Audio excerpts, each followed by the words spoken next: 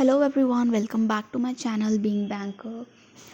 So guys, there is one more good news for you guys कि जो J&K Grameen bank में जितने भी सिलेक्ट हुए हैं ऑफिसर स्केल 1 या ऑफिस असिस्टेंट्स, उनकी जो डीवी मेल है इट हैज़ बिन आउट.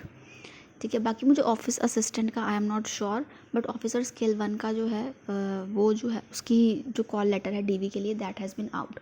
ठीक है. सो गाइज़, इसका जो थोड़ा सा प्रोसीजर जो है दैट इज़ डिफरेंट. ठीक है. जैसे बाकी जो बैंक्स थे उनको क्या किया था, उनको डीवी के टाइम पे उनको डीवी के लिए डेट दी गई है एंड उन्हें डॉक्यूमेंट्स भी बता दिए हैं, राइट. जैसे आपको करेक्टर बनाना है या पुलिस वेरिफिकेशन करवानी है या फिर मेडिकल भी करवाना है, ये सब कुछ आपको करवाना है और साथ ही लेके आपको एक ही दिन जाना है डीवी के लिए. बट इस बैंक के लिए the process is somewhat different. उन्होंने ये सब कुछ नहीं मंगवाया, इन्होंने सिर्फ वही डॉक्यूमेंट्स मंगवाए हैं जो आपने इंटरव्यू के टाइम पे शो करे थे. सो एक बार फिर देख लेते हैं हम. सो देखो, जैसे लिखा है उन्होंने, recruitment of officer scale 1, call letter for attending verification of your credentials. ठीक है. तो इन्होंने क्रेडेंशियल्स वेरिफिकेशन करने के लिए हमें कॉल लेटर दिया है. ओके. तो इन्होंने ऊपर मेंशन किया है कि जो भी मतलब I have been provisionally allotted.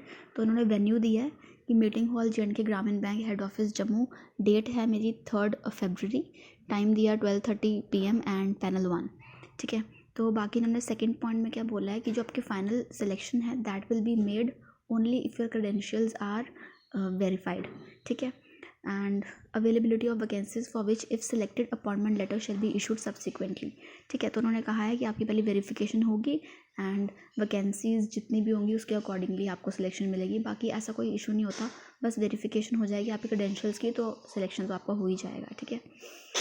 फिर क्या बोल रहे हैं, please also note that if selected you can be posted in any branch. ठीक है. तो दे आर सेइंग दैट आप अगर सिलेक्ट होते हो तो आपको किसी भी ब्रांच में कहीं पे भी, जहाँ पे भी इनका ऑफिस है, आपको कहीं पर भी ट्रांसफ़र मिल सकता है.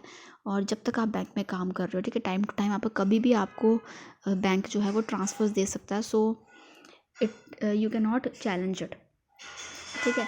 फिर please bring print out of the online application submitted with photograph of the candidate affixed on it and carrying your signature and copy of interview call letter issued by IBPS and final IBPS score card.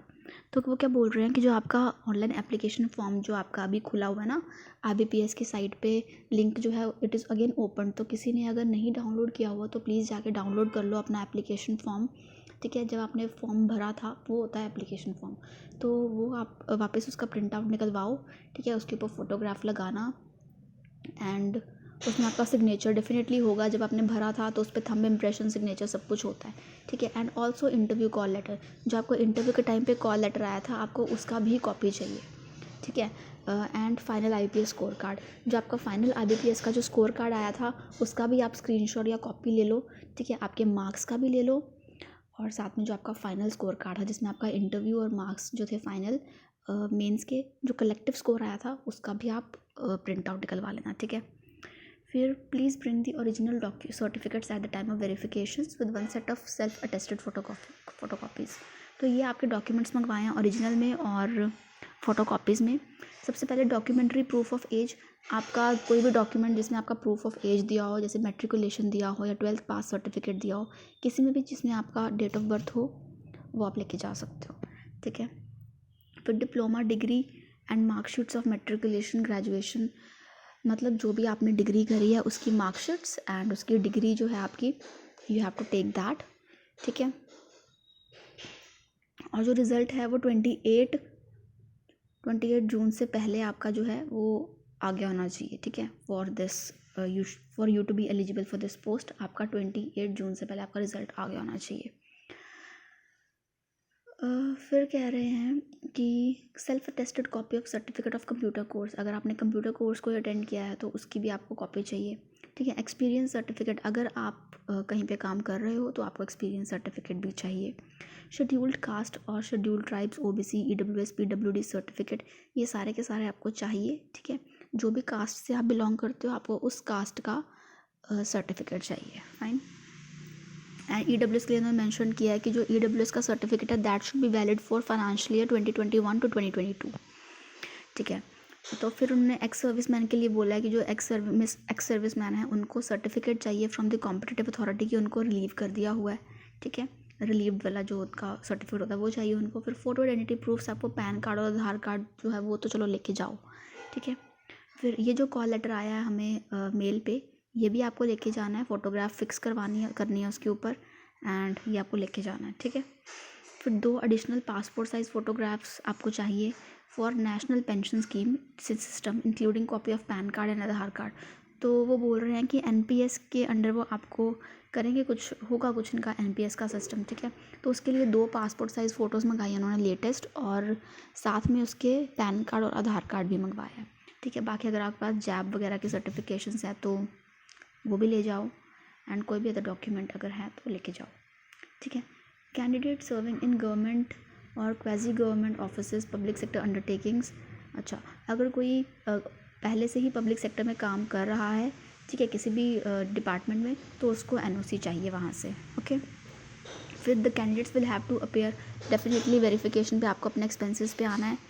And बाकी अगर वो बोल रहे हैं कि अगर eight the time of selection या फिर कभी भी उसके बाद भी अगर बैंक को पता लगता है कि आपके जो डॉक्यूमेंट्स थे आपने उनको चीट किया है या फिर कोई फॉल्सिफाई किया है किसी चीज़ को, तो they can withdraw your appointment, ठीक है। आपको कभी भी टर्मिनेट किया जा सकता है। बाकी proficiency in local language for officer scale 1 and office assistant. तो जो लोकल लैंग्वेज है आपकी उसमें आपको प्रोफिशेंट होना है, ठीक है। तो प्रोफिशेंसी के लिए आप उनको मैट्रिकुलेशन तो आप दिखा सकते हो। बाकी अगर आपको 8th में भी अगर आपने किया हुआ है तो आप 8th के लेवल का भी दिखा सकते हो, ठीक है। मतलब 8th से ऊपर आपने कभी भी वो लोकल लैंग्वेज पढ़ी है तो आप दिखा सकते हो उनको। बाकी लोकल लैंग्वेजेस आपको एडवर्टीजमेंट में मिल जाएंगी कि कौन कौन सी लोकल लैंग्वेजेस जो हैं वो JNK में अप्रूव होती हैं, ठीक है। वैसे 3-4 तो चलो मुझे याद है, हिंदी भी अप्रूव हो जाता है, पंजाबी भी अप्रूव हो जाता है, फिर डोगरी है आई गेस, हाँ 2-3 और लैंग्वेजेस हैं, आई डोंट रिमेंबर, ठीक है। तो अगर 8th से ऊपर आपने वो पढ़ी है लैंग्वेज तो you are language proficient, otherwise they will take your LPT। अच्छा, तो बाकी यही बोल रहे हैं कि अगर आप डिले हो जाते हो, अगर आपका ट्रांसपोर्ट सर्विसेज की वजह से आपको डिले होते हो तो bank will not be responsible, ठीक है। And this call letter for the verification does not constitute an offer appointment. तो डेफिनेटली ऑफर ऑफ अपॉइंटमेंट तो ये नहीं है, ठीक है। This is just a verification call letter. Further candidates are advised कि वो मास्क और हैंड ग्लव्स जो है वो पहन के रखें। बाकी अगर किसी के पास फाइनल डोजेज़, दोनों डोजेज़ का फाइनल सर्टिफिकेट नहीं है तो वो RT-PCR करवाना अपना 72 आवर्स अगो, ठीक है। अदरवाइज़ आप अपना सर्टिफिकेट लेके जाओ डोजेज़ का। एंड आपका जो थर्मोमीटर में वो दे विल चेक, ठीक है, आपका temperature it should not be greater than 99 degree, ठीक है। बाकी जो आप लेके जा सकते हो चीज़ें हैं उसमें उन्होंने दिया हुआ है कि you can take a transparent water bottle, same जो आपका कभी भी आप एग्ज़ाम देने जाते हो जो चीज़ें होती हैं same, and along with that verification related जो डॉक्यूमेंट्स हैं, ठीक है, ये सब कुछ। तो बस यही है आपका।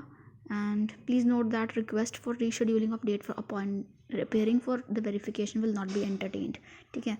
तो बस यही सारे डॉक्यूमेंट्स हैं। बाकी मैंने आपको पहले ही बोल दिया कि जो मेडिकल वगैरह है वो इन्होंने पहले नहीं कराया। एक्चुअली मैंने इनको कॉल भी किया है फॉर कंफर्मिंग कि मुझे मेडिकल के लिए कोई भी एज सच इन्फॉर्मेशन नहीं मिली, ठीक है। तो दे टोल्ड दैट कि हमारा जो बैंक है it is working in a different manner. हम पहले ये डॉक्यूमेंट्स आपके चेक करेंगे जो भी आपने इंटरव्यू के टाइम पे दिखाए थे। आफ्टर दिस जब आपका फाइनल अपॉइंटमेंट हो जाता है तब हमारा जो मेडिकल वगैरह होता है ना वो बाद में होगा, ठीक है। तो उस चीज़ की आप टेंशन मत लो, जो जो डॉक्यूमेंट्स आपको दिए हैं बस वही डॉक्यूमेंट आप प्रिपेयर करके लेकर जाओ, ठीक है। तो ठीक है guys, thank you for watching the video, and time पे चले जाना वहाँ पे आप डॉक्यूमेंट वेरिफिकेशन के लिए। And please if any query तो आप पूछ सकते हो मुझसे इन कमेंट्स, ठीक है। Thank you.